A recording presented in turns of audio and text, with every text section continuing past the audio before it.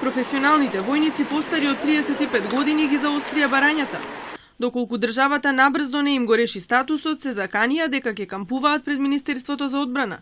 Велат на нивно место се вработени лица кои по ниту една основа не го заслужуваат работното место. Следниот пат ќе биде во униформа и го продолжуваме чекорот кај што застана претходно решените наши колеги. А тоа е пред Министерството на една соседна наша држава, па може би тие ќе имаат слух за нас. Па секој нека види што се случува во нашата држава. Нема да отстапиме во намерите и ќе бидеме се поостри и поконкретни. Доколку има потреба, ќе доаѓаме ваму секој ден со нашите семејства или ќе поставиме шатори и ќе кампуваме. Се додека не се реши нашето прашање.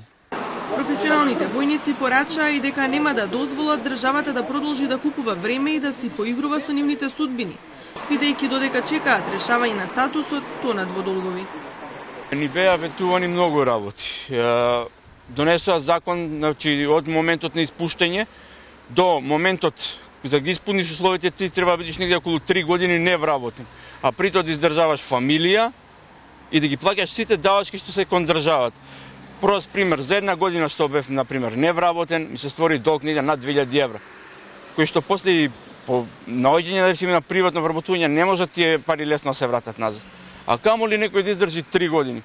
Зад барањата на професионалните војници застани Конфедерацијата на синдикални организации на Македонија.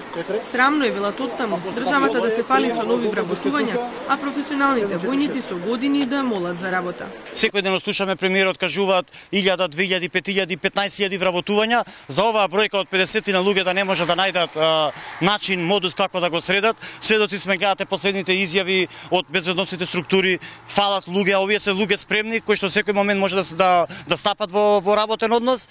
Само 10 минути по реакциите во јавноста, министерот за одбрана Зоран Јолевски експресно ги повикал професионалните војници на разговори. Не добиле конкретни ветувања, освен дека ќе ги земе предвид нивните барања и за нив ќе разговара со премиерот Груевски.